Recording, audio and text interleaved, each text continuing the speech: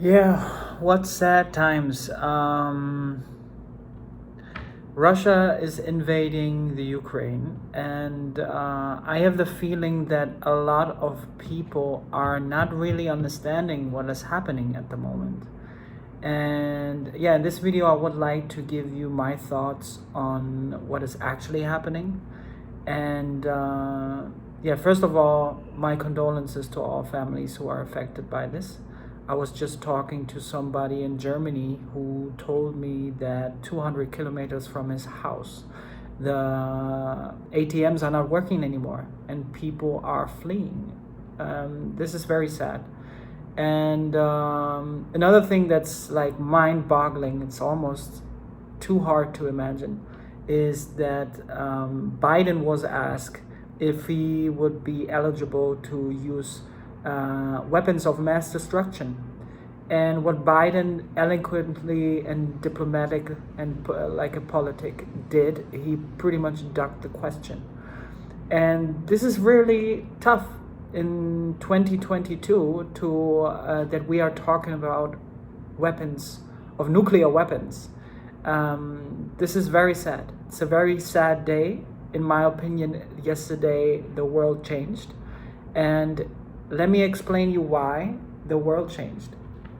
Pretty much, Russia was talking about getting the Ukraine back for a very, very, very long time. It's a little bit like they wanted their little brother back. And yeah, they pretty much prevented the move of Ukraine to become member of the NATO. And what Putin, in my opinion, very smart in a strategic way did was waiting for an opportunity where the NATO or the Western are weak and are not able to react. You have the United States of America is very divided right now. You have Biden, who's very old, and I don't know if you guys seen the last speech of Biden. Not very convincing. Not very much a speech that you would expect from a leader. And there's some inside information that even Biden's son was involved in the Ukraine in some governmental and politic activities. So this is also very interesting. In general, it is very shocking to see that pretty much the NATO is incapable of defending the Ukraine. And I think if you think about it of an economical standpoint, the NATO is not going to risk a war with Russia and risk a nuclear war for the Ukraine. Ukraine is not that important from an economical standpoint, and therefore I think the NATO will not do that, which is sad because the people who will lose and lose dramatically is the Ukraine people. And if I would have to make a bet, I would say that the Ukraine are gonna be taken over by Russia. And yeah, why is this so risky?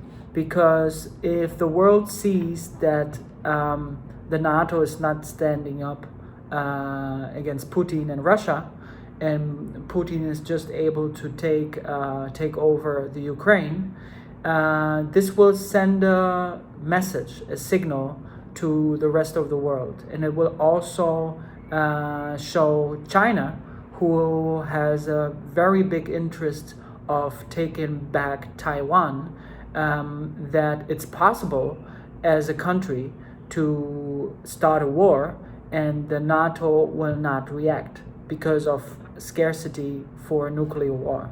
And my fear is that after Russia takes over Ukraine, the Chinese will take over Taiwan. And you see moves like this already happening. The Chinese are are in the process of doing that, and this would be my highest concern, because there are also voices that are talking about that the Russians and the Chinese are gonna set a bond to pretty much take over the world, and this is it's a very dangerous place, because this far the United States of America was the reserve currency and the world power, and like I explained in past videos, Ray Dalio, the greatest hedge fund manager in the world, already explained that the Chinese, because of productivity, is gonna take over the United States eventually. And it's very shocking to see that this is happening right now. In my opinion, it is happening right now, and Russia taking over Ukraine is just the first step. And yeah, hopefully, pretty much we can just pray for it, that this whole transition is gonna happen in a peaceful way, because I think that this transition is going to happen. There is no doubt about it, and the only question is how peaceful, hopefully, will this transition from the US being the world power to China becoming the new world power, how peaceful will this transition happen? And yeah, I was talking to somebody who lives in Austria, one of my mentors, and he pretty much stated the likelihood of him packing his stuff and also, gathering around his family and moving to another country within the next 5 years will be very high, very high. He would argue that it's less certain that it will not happen. And this is a pretty concerning thing. I have family in Germany. My brother just bought a house in Hamburg in Germany, and those people are tied to certain locations, and it kind of reminds me of history in the 1930s, before the World War I broke out. A lot of people saw signs happening, and they were asking themselves if they should leave the country. And the people who left the country were in a better place, and the people who didn't leave the country were in danger, right? It was horrific. And yeah, I believe a smart decision and the best way to position yourself is if you manage to keep yourself flexible, maybe look for ways to earn money online, to be flexible, and yeah, watch the signs. And as Ray Dalio explains, the next 10 years, in my opinion, will be a decade where it's time to get fit, right? To get emotionally fit, to get economically fit, and really be prepared. It sounds horrible. It is horrible. I'm trying to do this video to inform people that right now is the time to prepare and hope for the best.